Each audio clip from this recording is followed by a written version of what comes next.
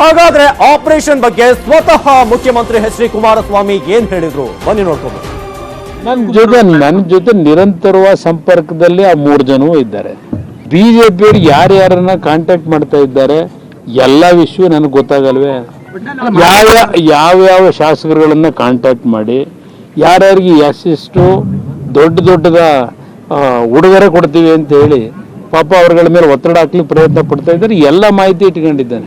ಆದ್ರೆ ಅದರಲ್ಲಿ ಏನು ಅನುಮಾನ ಇದೆಯಾ ನಿಮ್ಗೆ? ಇನ್ನೂ ಅವರ ಆಮಿಷಗಳಿಗೆ ಅವರು ತೋರಿಸ್ತಕ್ಕಂಥ ಹಲವಾರು ರೀತಿಯ ಆಸೆಗಳನ್ನ ಇವತ್ತು ನಂಬಿ ಕಾಂಗ್ರೆಸ್ನಿಂದಾಗ್ಲಿ JDS ಇಂದಾಗ್ಲಿ ಶಾಸಕರು ಹೋಗ್ತಕ್ಕಂಥ ಪರಿಸ್ಥಿತಿ ಇಲ್ಲ ಇವತ್ತು.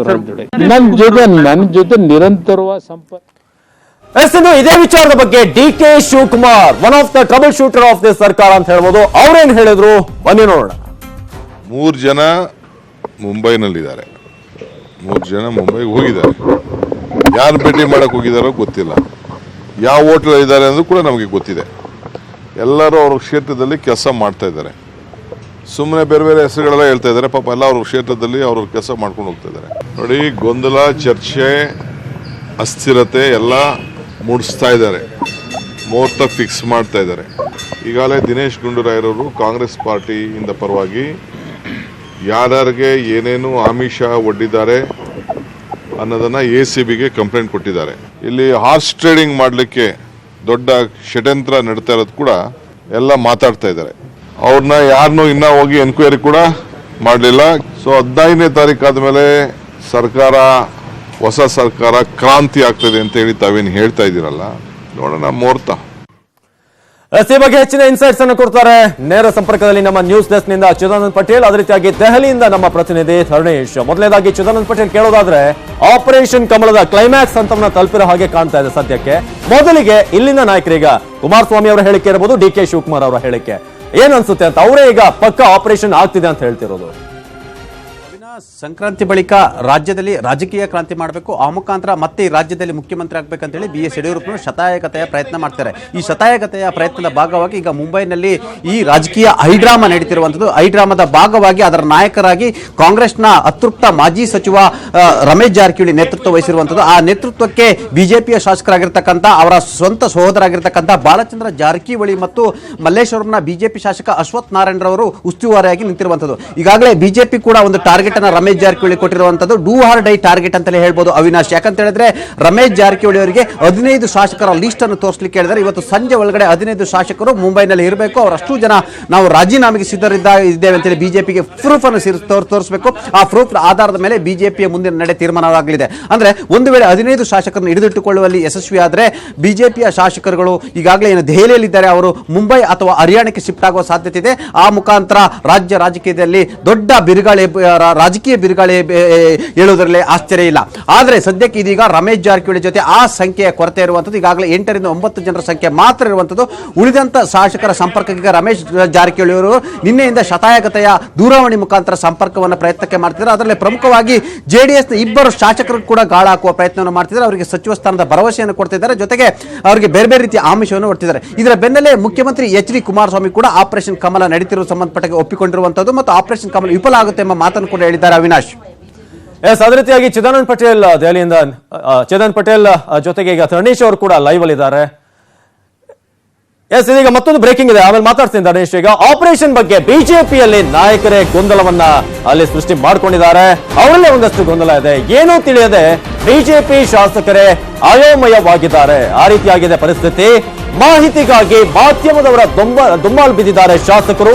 ಆ ಮೂಲಕ ಆಪರೇಷನ್ ವಿಚಾರದಲ್ಲಿ ಬಿಜೆಪಿ ನಾಯಕರಲ್ಲೇ ಒಂದಷ್ಟು ಕನ್ಫ್ಯೂಷನ್ಸ್ ಇದೆ. ಹಾಗಾಗಿ ಏನು ಮಾಹಿತಿ ಸಿಗ್ತಾ ಇಲ್ಲ ಕೆಲವೊಂದು ಬಿಜೆಪಿ ಶಾಸಕರಿಗೆ. ಹಾಗಾಗಿ ಮಾಧ್ಯಮದವರ ಬಳಿ ಮಾಹಿತಿಯನ್ನ ಕೊಡಿ ಅಂತ ಹೇಳಿ ಈಗ ಬಿಜೆಪಿಯ ಶಾಸಕರು ದುಂಬಾಲು ಬಿದ್ದಿದ್ದಾರೆ. ಯಡಿಯೂರಪ್ಪ ಆಪ್ತ ಶಾಸಕರಿಗೆ ಕರೆ ಮೇಲೆ ಕರೆ ಬರ್ತಾ ಇದೆ. ಅದೇ ರೀತಿಯಾಗಿ BSY ಆಪ್ತರನ್ನ ಸಂಪರ್ಕಿಸ್ತಾ ಇದ್ದಾರೆ ಶಾಸಕರು. ಶಾಸಕರಿಗಷ್ಟೇ ಅಲ್ಲ, ಹಿರಿಯ ನಾಯಕರು ಕೂಡ ಅಯೋಮಯ. ಆ ರೀತಿಯಾದಂತಹ ಪರಿಸ್ಥಿತಿ ಎಲ್ಲಿದೆ? ಈಗ ಬಿಜೆಪಿ ನಾಯಕರಲ್ಲಿ ಇವತ್ತು ಸಭೆ ನಡೆಯುತ್ತೋ ಇಲ್ವೋ ಅನ್ನೊಂದು ಗೊಂದಲ. ಸಭೆಗೆ ಅಮಿತ್ ಶಾ ಅವರು ಬರ್ತಾರೋ ಇಲ್ವೋ ಬರಲ್ವೋ ಅನ್ನೊಂದು ಗೊಂದಲ ಇದೆ ಅವರಿಗೆ. ಸಭೆ ನಡೀದೇ ಇದ್ರೆ ಮುಂದೇನ್ ಮಾಡ್ಬೇಕು ನಾವು ಅನ್ನೋ ಪ್ರಶ್ನೆ ಸ್ವತಃ ಬಿಜೆಪಿಯ ಶಾಸಕರನ್ನೇ ಈಗ ಕಾಡ್ತಾ ಇದೆ. ಹಾಗಾಗಿ ಬೆಂಗಳೂರಿಗೆ ಬರ್ಬೇಕಾ ಅಥವಾ ದೆಹಲಿಲೇ ಉಳ್ಕೋಬೇಕಾ? ಇವತ್ತು ಮೀಟಿಂಗ್ ಇದೆಯಾ, ಪೋಸ್ಟ್ಪೋನ್ ಆಗುತ್ತಾ? ದೆಹಲಿಯಲ್ಲಿರುವಂತಹ ಬಿಜೆಪಿಯ ಶಾಸಕರಿಗೆ ಸದ್ಯಕ್ಕೆ ಕನ್ಫ್ಯೂಷನ್ ಆ ರೀತಿಯಾಗಿದೆ. ಹಬ್ಬ ಎಲ್ಲಿ ಮಾಡಬೇಕು, ಹೆಂಗ್ ಮಾಡಬೇಕು ಅನ್ನೋ ಒಂದು ಗೊಂದಲ ಅವ್ರಿಗಿದೆ. ಆ ರೀತಿಯಾಗಿ ಬೆಂಗಳೂರಿನಲ್ಲಿ ಇರಬೇಕು, ಬೆಂಗಳೂರಿಗೆ ವಾಪಸ್ ಬರಬೇಕು, ಅಥವಾ ದೆಹಲಿನಲ್ಲೇ ಅಲ್ಲಿ ಸ್ಟೇ ಆಗಬೇಕು ಅನ್ನೋದು ಅವ್ರಿಗಿರುವಂತಹ ಒಂದು ಗೊಂದಲ. ಮಾಧ್ಯಮದವರ ಮೂಲಕ ಕೂಡ ಪ್ರಶ್ನೆಗಳನ್ನ ಕೇಳಿ ಏನಾಗ್ತಿದೆ ಸದ್ಯಕ್ಕೆ ಅಂತ ಮಾಹಿತಿಯನ್ನ ಬಿಜೆಪಿ ಶಾಸಕರೇ ಪಡಿತಾ ಇರೋದು. ಆ ಮೂಲಕ ಎಲ್ಲವನ್ನ ಕೂಡ ಬಿಜೆಪಿ ಶಾಸಕರಲ್ಲಿ ಹಿರಿಯ ನಾಯಕರು ಬಿಟ್ಟುಕೊಟ್ಟಿಲ್ವಾ ಅನ್ನೋ ಒಂದು ಪ್ರಶ್ನೆ. ದೆಹಲಿಯಲ್ಲಿರುವಂತಹ ಬಿಜೆಪಿಯ ಶಾಸಕರಿಗೆ ಈಗ ಗೊಂದಲದ ವಾತಾವರಣ. ಹಬ್ಬ ಎಲ್ಲಿ ಮಾಡಬೇಕು, ಯಾಕಂದ್ರೆ ಸಂಕ್ರಾಂತಿ ಹಬ್ಬ ಬೇರೆ, ವಾಪಸ್ ಬೆಂಗಳೂರಿಗೆ ಬಂದು ಹಬ್ಬ ಆಚರಣೆ ಮಾಡಬೇಕು, ಅಥವಾ ಒಂದು ವೇಳೆ ಸರ್ಕಾರ ರಚನೆ ಆದ್ರೆ ಆ ಹಬ್ಬವನ್ನ ಆಚರಿಸಬೇಕು ಅನ್ನೋ ರೀತಿಯಾಗಿ ಈಗ ಸದ್ಯಕ್ಕೆ ಬಿಜೆಪಿ ನಾಯಕರಿಗೆ ಈಗ ಕನ್ಫ್ಯೂಷನ್ ಟೈಮ್ ಅಂತ ಹೇಳ್ಬೋದು. ಬಹಳ ದ್ವಂದ್ವದಲ್ಲಿದ್ದಾರೆ. ಅದೇ ರೀತಿಯಾಗಿ ಇವತ್ತಿನ ಸಭೆ ಪೋಸ್ಟ್ಪೋನ್ ಆಗಿದ್ಯಾ, ಅಮಿತ್ ಶಾ ಅವರು ಬರ್ತಾರ ಇವತ್ತಿನ ಮೀಟಿಂಗ್ಗೆ, ಬರಲ್ವಾ ಅನ್ನೋ ಬಗ್ಗೆ ಬಿಜೆಪಿ ನಾಯಕರಿಗೆ ಮಾಹಿತಿ ಇಲ್ಲ ಸದ್ಯಕ್ಕೆ.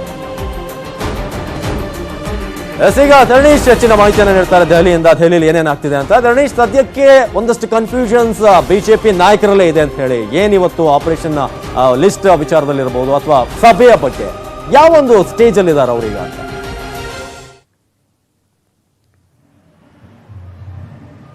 ಅವಿನಾಶ್, ದೆಹಲಿಯಲ್ಲಿ ಬೀಡುಬಟ್ಟಿರುವಂತಹ ರಾಜ್ಯ ಬಿಜೆಪಿಯ ಶಾಸಕರಿಗೆ ಒಂದು ರೀತಿಯಲ್ಲಿ ಇಡೀ ಪರಿಸ್ಥಿತಿ ಅಯೋಮಯವಾಗಿದೆ, ಗೊಂದಲಮಯ ಆಗಿದೆ.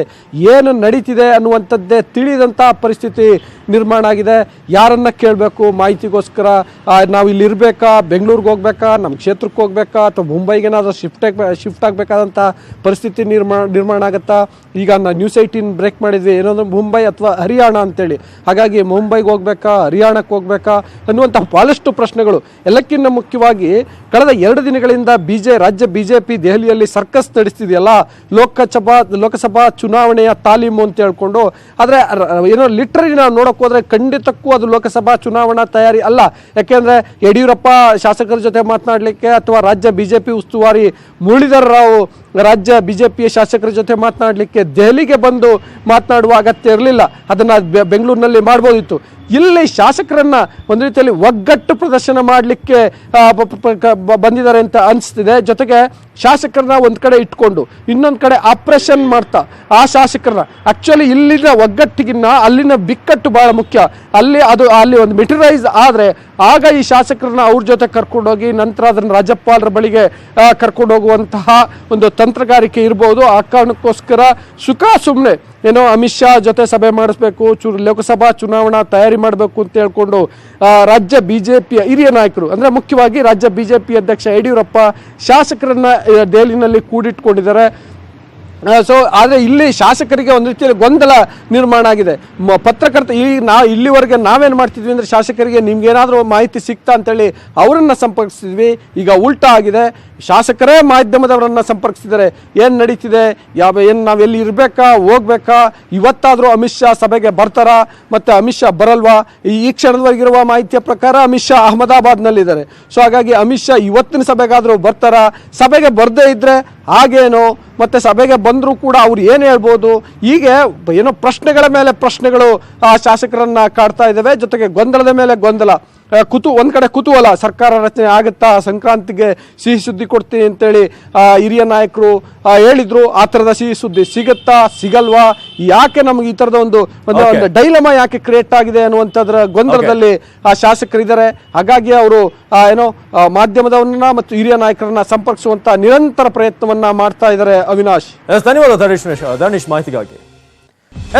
ನಮ್ಮ ಪ್ರತಿನಿಧಿ ಧರಣೀಶ್ ಹೇಳಿದಾಗೆ BSY ಅವರು ಕೂಡ ಒಂದು ಸೇಫ್ ಗೇಮ್ ಅನ್ನು ಆಡ್ತಿದ್ದಾರೆ. ಯಾಕಂದ್ರೆ ಹಿಂದೆ ರಿವರ್ಸ್ ಆಪರೇಷನ್ ಮಾಡೋಕೆ ನಮಗೂ ಕೂಡ ಗೊತ್ತು ಅಂತ ಕುಮಾರಸ್ವಾಮಿ ಮತ್ತು DK ಶಿವಕುಮಾರ್ ಅವರು ಹೇಳಿದ್ರು. ಸೊ ಇದೇ ವಿಚಾರವಾಗಿ ಇನ್ನಷ್ಟು ಅಪ್ಡೇಟ್ಸ್ ಇರುತ್ತೆ. ಒಂದು ಶಾರ್ಟ್ ಬ್ರೇಕ್ ಆದ